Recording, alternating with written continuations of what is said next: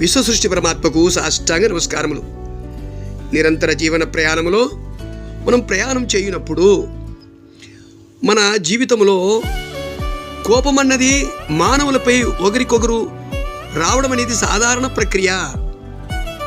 కానీ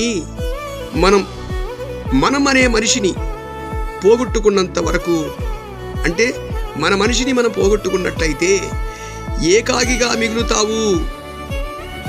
మళ్ళీ నీతో ఎవరు కలవరు, ఆలోచించు. అంతేగాని ఎవరో వస్తారని మాత్రం భ్రమపడి నీవు బోర్లా పడవద్దు. కాబట్టి అతి జాగ్రత్తగా ప్రయాణం చేయాలి. సర్వే జనా సుఖినో భవంతు. సంక్రాంతి శుభాకాంక్షలు.